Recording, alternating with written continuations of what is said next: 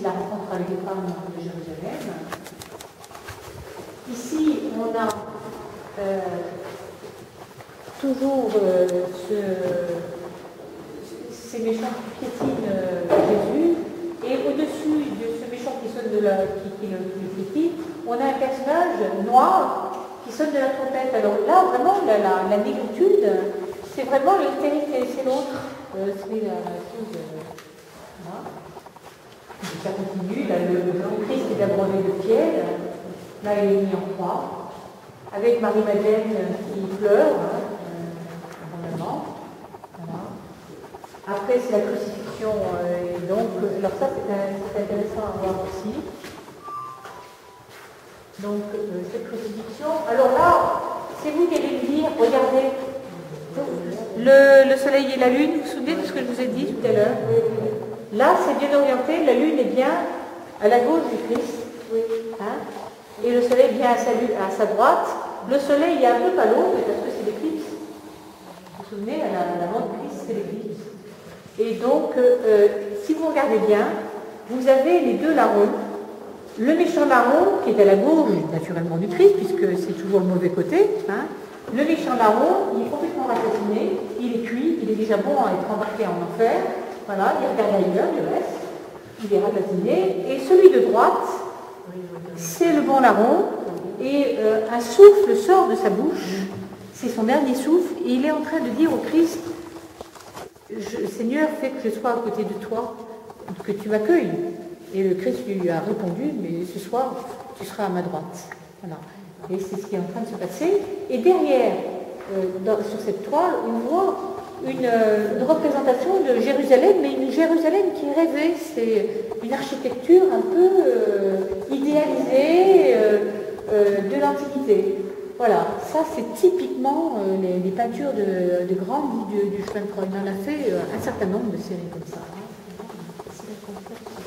Pardon? La série est très belle. Ici, c'est la déposition de croix. Donc, le Christ est descendu de la croix avec donc Saint Jean qui reçoit le corps du Christ, la Vierge Marie qui Marie-Madeleine. Donc, c'est eux qui assistent à tout ça. Et là, le dernier, c'est la mise au tombeau. Alors, cette mise au tombeau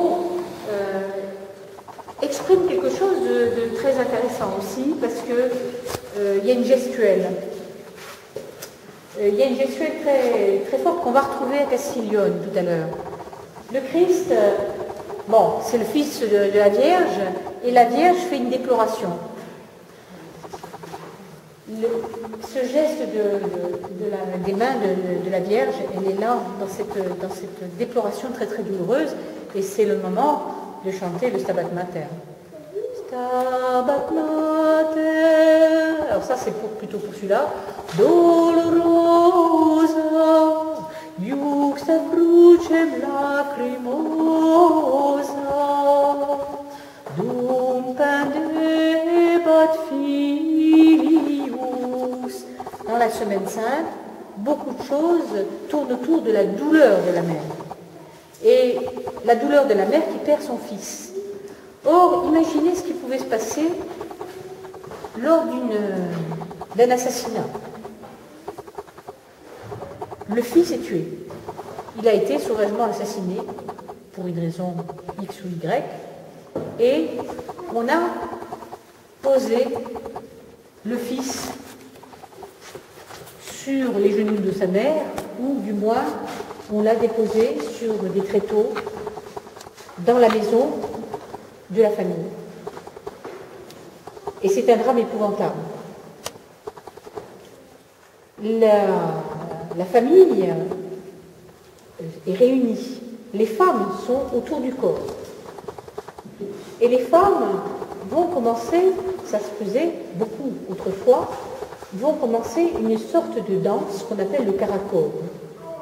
C'est une danse de la mort. C'est une danse mortuaire, très antique, qui vient d'avant le christianisme en réalité.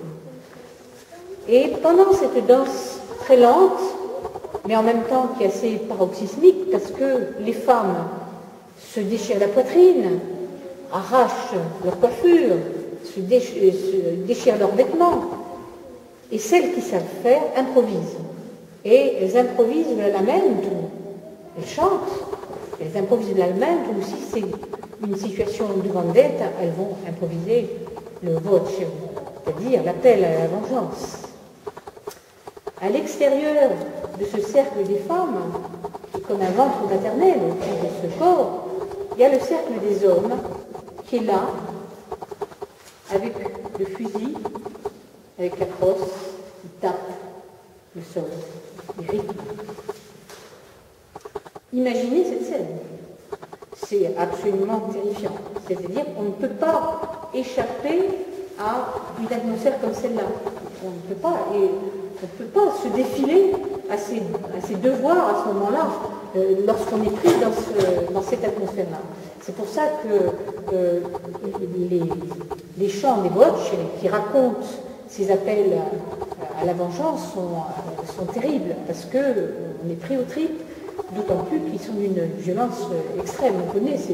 On en connaît quelques-uns de ces textes, ils sont terribles. Alors, on est pris à partie, en fait.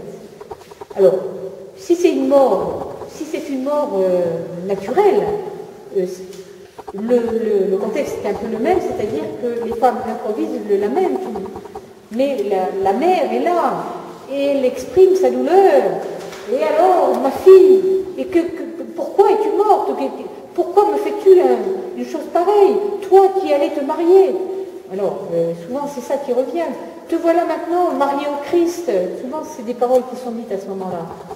Mais toujours avec cette gestuelle, on peut l'imaginer, cette gestuelle. C'est une gestuelle vraiment de deuil, hein, et qui était certainement très très fréquente. La danse s'appelle le caracol, c'est ça? La danse, c'est le caracol. Caracol. Voilà. Donc le caracol fait partie de ces mouvements circulaires qu'on va retrouver aussi pendant la Semaine Sainte. Pendant la Semaine Sainte, vous avez ces processions qui tournent autour du chemin de croix. Vous avez sur la place de l'église la procession de la granite. Calvi. Pardon? À Calvi. Pas seulement à Calvi, oui, non, mais j'ai essayé. Partout ça se faisait. Donc la granite, là, c'était cette procession qui fait renaître quelque part la lumière. On tourne dans un sens, on s'enroule, et puis on se déroule dans l'autre sens. Comme un escargot. Comme un escargot. Et donc, on fait le passage par la mort et la renaissance à la vie. C'est un peu le sens de cette procession qui est enroulée, qui est difficile à faire, hein, et qui était maîtrisée par les confrères, généralement, hein, avec le peuple qui suit. Voilà. Donc, il y a cette procession qui est aussi circulaire, et puis, il y a la procession de la cerca, qui processionne d'un village à un autre, ou d'un oratoire à un autre, et qui revient à son point de départ. C'est le cercle. Ça vous rappelle rien? C'est l'Ouroboros aussi. Ce que je vous ai dit ce matin sur l'éternel recommencement du serpent qui se remord la queue. On est là dans des figures qui sont archétypiques. C'est le cercle, c'est une figure archétypique qui invite à l'éternel recommencement. Voilà. Voilà, au niveau de la partie, un peu loin, hein, je crois. Donc voilà, ces séries de chemins de croix, elles atterrissent, elles viennent en Corse. Tu lis bien, dis-moi, hein? Ouh là là, tu es bien savante, hein? Tu regardes, quoi. Donc ces séries de chemins de croix vont arriver en Corse à partir de 1744, et c'est Saint Léonard da Porto Maurizio qui les introduit en Corse. Ce Saint Léonard, c'est un personnage extraordinaire, donc il est franciscain. Il est franciscain et il est ligure, donc il est génois, autrement dit. Et il arrive en Corse appelé par Hyacinthe Paoli, le père de Pascal Paoli, qui demande qu'on envoie, dans ces années-là, en plein dans les guerres d'indépendance, qu'on envoie un visiteur apostolique pour réchauffer un peu la religiosité des Corses. Pourquoi? Parce que les évêques n'osent plus sortir de chez eux. C'est tellement dangereux. Les routes sont donc très souvent attaqués par soit des brigands, soit par des bandes armées qui appartiennent aux révoltés. Voilà.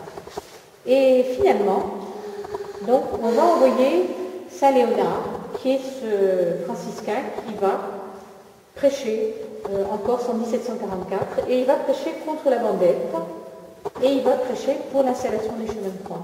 Donc on commence à avoir des chemins de croix à partir de ce moment-là. À Speloncato, on a un chemin de croix de 1746, donc qui fait partie des premiers, et qui a été peint par un élève, semble-t-il, de Giacomo Grandi, et qui était aussi, non seulement son élève, mais qui était aussi son gendre.